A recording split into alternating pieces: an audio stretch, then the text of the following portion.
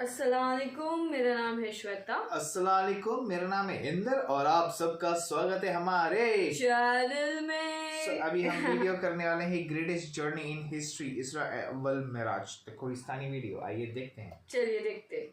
انسانوں کی تاریخ کی سب سے بڑی سیر، 7 آسمانوں کی سیر، الاسراء والمعراج۔ You believe that Muhammad went to heaven on a winged horse? Yes, I believe in God. شب معراج میں سدرۃ المنتہا۔ یہ اتنا عظیم سفر مکہ میں رسول اللہ صلی اللہ علیہ وسلم کی زندگی کے سب سے مشکل اور سخت ٹائم میں ہوا۔ پہلے آپ صلی اللہ علیہ وسلم کا بائیکاٹ کیا گیا، پھر آپ صلی اللہ علیہ وسلم کے دل کے سب سے قریب لوگ حضرت ابو طالب اور حضرت خدیجہ رضی اللہ تعالی عنہا کی وفات، پھر طائف میں آپ صلی اللہ علیہ وسلم کو اتنے پتھروں سے مارا گیا کہ جوتے خون سے بھر گئے۔ اینڈ ٹو ٹاپ دیٹ، مکہ میں آپ صلی اللہ علیہ وسلم کی سٹیزن شپ بھی ختم کر دی گئی، اور جب آپ صلی اللہ علیہ وسلم مکہ میں کسی اور کی پناہ میں رہ رہے تھے، اللہ نے اسی سب سے مشکل ٹائم آپ صلی اللہ علیہ وسلم کو انسانوں کی تاریخ کی سب سے بڑی سیر کرائی، 7 آسمانوں کی سیر۔ A journey like none before. یہ 7 آسمانوں کا سفر نبوت کے 11ویں سال میں ہوا، which means almost بالکل middle میں، اور یہ سفر رسول اللہ صلی اللہ علیہ وسلم کی زندگی کا ٹرننگ پوائنٹ تھا۔ 7 آسمانوں کے اس سفر سے پہلے آپ صلی اللہ علیہ وسلم مکہ میں بہت سخت زندگی گزار رہے تھے، لیکن اس سفر کے ڈائریکٹ بعد آپ صلی اللہ علیہ وسلم نے مدینہ ہجرت فرمائی، جہاں ایک نئی ریاست کے لیڈر اور بادشاہ کے طور پر ان کی زندگی بالکل بدل گئی۔ ایک دن مکہ میں آدھی رات کو جبرائیل علیہ السلام آپ صلی اللہ علیہ وسلم کو براق پر مکہ سے جروسلم بیت المقدس کی طرف لے گئے۔ یہ براق نام برق سے نکلا ہے، جس کا مطلب ہے لائٹننگ، اور ہو سکتا ہے اس کا یہ نام اس کی لائٹننگ سپیڈ کی وجہ سے اس کو ملا ہو۔ بیت المقدس میں آپ صلی اللہ علیہ وسلم نے سارے پیغمبروں کی امامت کی، اور وہاں سے جبرائیل علیہ السلام کے ساتھ آپ صلی اللہ علیہ وسلم پہلے آسمان کی طرف روانہ ہوئے۔ پہلے آسمان کا دروازہ ان کے لیے کھولا گیا، اور یہ دروازہ ہمارے دروازوں جیسا نہیں تھا۔ پہلے آسمان میں آپ صلی اللہ علیہ وسلم کی ملاقات آدم علیہ السلام سے ہوئی۔ ان کی رائٹ سائڈ پر جنت کے لوگ اور ان کے لیفٹ سائڈ پر جہنم میں لوگ تھے۔ آدم علیہ السلام یونیورس کے پہلے انسان اور دنیا کے سارے انسان انہی کی اولاد ہیں، اور آدم علیہ السلام کا ذکر قرآن میں 25 دفعہ ہوا ہے۔ آپ صلی اللہ علیہ وسلم نے انہیں سلام کیا، انہوں نے سلام کا جواب دیا، اور آپ صلی اللہ علیہ وسلم دوسرے آسمان کی طرف روانہ ہوئے۔ وہاں ان کی ملاقات عیسیٰ اور یحییٰ علیہ السلام سے ہوئی۔ عیسیٰ اور یحییٰ علیہ السلام ایک دوسرے کے کزنز تھے، جنہیں کرسچینٹی میں جیزس اور جان دی بیپٹسٹ کہا جاتا ہے۔ یہ دونوں پیغمبر آج سے 2000 سال پہلے رومن امپائر کے اسٹیٹ فلسطین میں پیدا ہوئے، اور ان دونوں کزنز کی زندگی بہت ہی مشکل حالت میں گزری۔ حضرت یحییٰ علیہ السلام کو ایک ظالم حکمران نے شہید کر دیا، اور ان کی شہادت کو آج بھی لوگ کربلا میں امام حسین کی شہادت سے کمپیئر کرتے ہیں۔ ان کے کزن عیسیٰ علیہ السلام کے ساتھ بھی یہی ہونے والا تھا، لیکن اللہ نے آخری ٹائم انہیں دنیا سے اٹھا لیا۔ قرآن میں یحییٰ علیہ السلام کا ذکر 5 دفعہ ہوا ہے، اور حضرت عیسیٰ علیہ السلام کا ذکر 25 مرتبہ ہوا ہے۔ آپ صلی اللہ علیہ وسلم نے انہیں سلام کیا، انہوں نے سلام کا جواب دیا، اور آپ صلی اللہ علیہ وسلم تیسرے آسمان کی طرف روانہ ہوئے۔ وہاں ان کی ملاقات یوسف علیہ السلام سے ہوئی۔ یوسف علیہ السلام آج سے آلموسٹ 3600 سال پہلے فلسطین میں پیدا ہوئے، اینڈ وی آل نو کہ کیسے وہ وہاں سے ایجپٹ، جو اس زمانے کا سپر پاور تھا، اس کے وائس رائے مطلب بادشاہ کے بعد سب سے طاقتور وزیر بنے۔ یہ ایسے تھا کہ آج کوئی UK کا پرائم منسٹر بنے۔ یوسف علیہ السلام کا ذکر قرآن میں 27 مرتبہ ہوا ہے، اور یہ واحد پیغمبر ہے جن کی ڈیٹیلز قرآن میں بائبل سے بھی زیادہ ہے۔ آپ صلی اللہ علیہ وسلم نے انہیں سلام کیا، انہوں نے سلام کا جواب دیا، اور آپ صلی اللہ علیہ وسلم جبرائیل علیہ السلام کے ساتھ چوتھے آسمان کی طرف روانہ ہوئے۔ وہاں ان کی ملاقات ادریس علیہ السلام سے ہوئی۔ ادریس علیہ السلام دنیا کے پہلے انسانوں میں سے تھے۔ آدم علیہ السلام اور شیت علیہ السلام کے بعد ادریس علیہ السلام کو انسانوں کا تیسرا نبی مانا جاتا ہے، اور دنیا میں سب سے پہلے ظلم کے خلاف جہاد انہوں نے ہی کیا تھا۔ ادریس علیہ السلام کو دنیا کا پہلا سائنٹسٹ بھی سمجھا جاتا ہے، کیونکہ انہوں نے پہلی دفعہ دنیا میں پین قلم یوز کیا تھا، پہلی دفعہ آسمان میں سٹارز اور پلانٹس کی موومنٹ کو آبزرو کر کے انسانوں کی زندگی آسان بنائی تھی۔ ادریس علیہ السلام کا ذکر قرآن میں 2 مرتبہ ہوا ہے۔ آپ صلی اللہ علیہ وسلم نے انہیں سلام کیا، انہوں نے سلام کا جواب دیا، اور آپ صلی اللہ علیہ وسلم 5ویں آسمان کی طرف روانہ ہوئے۔ وہاں آپ صلی اللہ علیہ وسلم کی ملاقات ہارون علیہ السلام سے ہوئی۔ جب موسیٰ علیہ السلام پیغمبر بنے تو انہوں نے اللہ سے دعا کی کہ میرے بھائی ہارون کو بھی میرے اس مشن میں شامل کریں، تو اس طرح ہارون علیہ السلام بھی پیغمبر بنے۔ موسیٰ علیہ السلام نے ہارون علیہ السلام کو صرف اس لیے چوز نہیں کیا کہ وہ ان کے بھائی تھے، بلکہ اس لیے کیونکہ ہارون علیہ السلام بنی اسرائیل کے سب سے بڑے اسکالرز میں سے تھے. موسیٰ علیہ السلام بچپن سے فرعون کے گھر میں پلے بڑے تھے، جس کی وجہ سے انہیں بنی اسرائیل کی کتابوں اور اسکرپچرز کا اتنا علم نہیں تھا. تو انہیں ایک ایسے شخص کی ضرورت تھی جس کے پاس ان ساری چیزوں کا علم ہو، اور وہ تھے ہارون علیہ السلام. اور آج تک یہودیوں میں سب سے زیادہ اسکالرز ہارون علیہ السلام کی اولاد میں سے ہیں، جس کی وجہ سے ہارون علیہ السلام کی اولاد کو یہودیوں میں ایک اسپیشل سٹیٹس حاصل ہے، جس طرح اسلام میں سیدوں کو حاصل ہے. ہارون علیہ السلام کا ذکر قرآن میں 20 مرتبہ ہوا ہے. آپ صلی اللہ علیہ وسلم نے انہیں سلام کیا، انہوں نے سلام کا جواب دیا، اور آپ صلی اللہ علیہ وسلم چھٹے آسمان کی طرف روانہ ہو. وہاں آپ صلی اللہ علیہ وسلم کی ملاقات ایک ایسے پیغمبر سے ہوئی جن کا ذکر قرآن میں سب سے زیادہ کیا گیا ہے، 136 ٹائمز.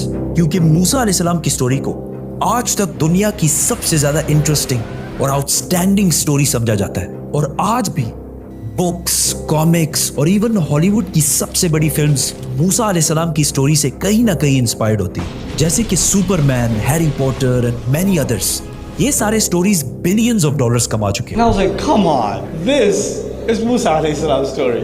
ہوا ایسے کہ جب یوسف علیہ السلام مصر کے پرائم منسٹر بنے تو انہوں نے اپنے 11 بھائیوں کو بھی ایجپٹ میں آباد کیا، اور کافی جنریشنز تک وہ ادھر ہی رہے، اور آہستہ آہستہ وہ ایجپٹ کے سب سے اسٹرانگ اور رچ کمیونٹی بنے ایز یوزول. لیکن یہ دیکھ کر مصر کے لوگ ان سے ڈرنے لگے، اور انہوں نے بنی اسرائیل پر ظلم کرنا شروع کیا، اور آخر سارے یہودیوں کو غلام بنا دیا. اور بنی اسرائیل مصر والوں کے 400 سال تک غلام رہے، جس میں انہوں نے ان پر بہت ظلم کیے. آخر 400 سال بعد موسیٰ علیہ السلام کے ذریعے اللہ نے بنی اسرائیل کو فرعون کی غلامی سے نکال دیا. وہاں سے آپ صلی اللہ علیہ وسلم 7ویں اور آخری آسمان پہنچے، جہاں ان کی ملاقات ان کی great great great grand father سے ہوئی، حضرت ابراہیم علیہ السلام. پچھلے ہزاروں سال سے دنیا کے سب سے بڑے ریلیجنز ابراہیمک ریلیجنز رہے ہیں، اور آج بھی دنیا کی 60% آبادی انہی ابراہیمک ریلیجنز کو فالو کرتی ہے. اور ہر دن 5 وقت کی نمازوں میں مسلمان ابراہیم علیہ السلام کے لیے اسپیشل دعا کرتے ہیں. اس کے بعد آپ صلی اللہ علیہ وسلم سدرۃ المنتہا کے پاس پہنچے. وہاں آپ صلی اللہ علیہ وسلم کو بیت المعمور دکھایا گیا، جس کا ہر دن 70,000 نئے فرشتے طواف کرتے ہیں. سدرۃ المنتہا آخری باؤنڈری ہے، وہ آخری حد ہے، مخلوق کوئی اس سے آگے نہیں جا سکتی. لیکن رسول اللہ صلی اللہ علیہ وسلم کو اجازت تھی، اسی لیے وہ جبرائیل علیہ السلام کو چھوڑ کر اکیلے آگے بڑھے اور اللہ کے دربار میں حاضر ہوئے. آپ صلی اللہ علیہ وسلم سے بعد میں صحابہ نے پوچھا کہ کیا آپ نے اندر اللہ کو دیکھا؟ تو آپ صلی اللہ علیہ وسلم نے کہا کہ میں کیسے دیکھتا، وہاں نور، لائٹ کا پردہ تھا. یہاں اس اتنے عظیم سفر کا اصلی مقصد ظاہر ہوا. یہاں اسلام کا سب سے بڑا حکم مسلمانوں پر فرض ہوا، نماز، جو پچھلے 1400 سال سے پوری دنیا کے کونے کونے میں ادا ہو رہی ہے. اس سے پہلے نماز فرض نہیں ہوئی کیونکہ مکہ میں مسجد بنانا امپاسبل تھا. لیکن آسمانوں کے اس سفر کے بعد مسلمانوں نے مدینہ کی طرف ہجرت کی اور وہاں اسلام کی پہلی مسجد بنائی.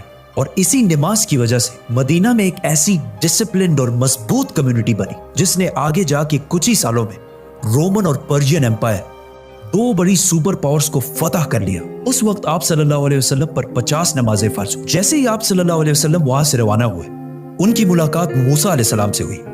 موسیٰ علیہ السلام نے ان سے کہا کہ آپ کی امت 50 نمازیں کبھی بھی ادا نہیں کر سکتی، تو آپ اللہ کے دربار میں واپس جائیں اور ان سے اسے کم کرنے کی ریکویسٹ کر. صحیح بخاری میں ہے کہ رسول اللہ صلی اللہ علیہ وسلم واپس گئے اور اللہ سے ریکویسٹ کی، جس پر اللہ نے نمازیں 50 سے کم کر کے 40 کر دی. آپ صلی اللہ علیہ وسلم واپس موسیٰ علیہ السلام کے پاس گئے تو انہوں نے کہا کہ 40 بھی امپاسبل ہے، واپس جا کر اللہ سے ریکویسٹ کریں کہ وہ 40 سے بھی کم کریں. اور اس طرح تھوڑا آنا جانا چلتا رہا اور آخر نمازیں 5 پر فکس ہوئی. لیکن موسیٰ علیہ السلام نے پھر آپ صلی اللہ علیہ وسلم کو کہا کہ آپ کی امت 5 نمازیں بھی دن میں ادا نہیں کر سکتی.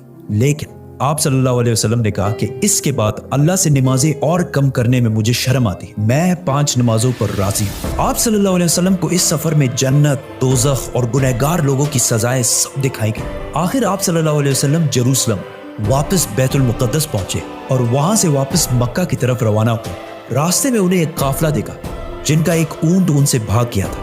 جیسے ہی آپ صلی اللہ علیہ وسلم واپس مکہ پہنچے تو مکہ والے سارے سو رہے تھے، which means یہ سارا کچھ آپ صلی اللہ علیہ وسلم نے ایک ہی رات میں کیا تھا. اب یہ کیسے پاسبل ہے؟ آئنسٹائن کی تھیوری آف ریلیٹیوٹی کے مطابق What is time? Time is not absolute. Time is not absolute. جس کا مطلب ہے کہ اگر ایک شخص تیز موو ہو رہا ہے اور دوسرا اپنی جگہ پر کھڑا ہے तो ये दोनों टाइम को बिल्कुल डिफरेंट महसूस करेंगे। और अगर कोई लाइट के स्पीड के करीब ट्रेवल करे तो उसके लिए टाइम बहुत ही स्लोली पास होगा। एंड एज वी नो, बुराक का नाम ही उसकी लाइटनिंग स्पीड की वजह से रखा गया है। इसीलिए आप सल्लल्लाहु अलैहि वसल्लम के लिए ये रात बहुत लंबी थी और बाकी सारों के लिए ये एक नॉर्मल रात थी। जैसे ही आप सल्लल्लाहु अलैहि वसल्लम मक्का वापस पहुंचे, उनको पता था कि अगर वो ये सारी बातें मक्का वालों को बताएंगे तो मक्का वाले उनका बहुत मजाक उड़ाएंगे। लेकिन आप सल्लल्लाहु अलैहि वसल्लम ने सारों को क्लियरली कंप्लीट स्टोरी सुना दी, जिसकी वजह से मक्का वालों ने उनका बहुत मजाक उड़ाया और आप सल्लल्लाहु अलैहि वसल्लम से बैतुल मुक़द्दस के बारे में क्वेश्चंस पूछने लगे, क्योंकि उनको पता था कि इससे पहले आप सल्लल्लाहु अलैहि वसल्लम बैतुल मुक़द्दस कभी भी नहीं गए। लेकिन उसी टाइम आप सल्लल्लाहु अलैहि वसल्लम की मेमोरी को और स्ट्रॉन्ग करने के लिए अल्लाह ने बैतुल मुक़द्दस को आप सल्लल्लाहु अलैहि वसल्लम के सामने पेश किया, इसी तरह जिस तरह आप इस टाइम ये वीडियो देख रहे हैं। मक्का वाले आप सल्लल्लाहु अलैहि वसल्लम से बैतुल मुक़द्दस के बारे में पूछते रहे और आप सल्लल्लाहु अलैहि वसल्लम उनके हर बात का जवाब देते रहे, जिससे वो सारे बिल्कुल शॉक हो गए। आप सल्लल्लाहु अलैहि वसल्लम ने उन्हें उस काफले का भी बताया जिसका ऊंट भाग गया था और उसके थोड़ी ही देर बाद वो काफला भी पहुंच गया, और उन्होंने कहा कि ये सब कुछ सच है, जिससे मक्का वाले और भी शॉक हो गए।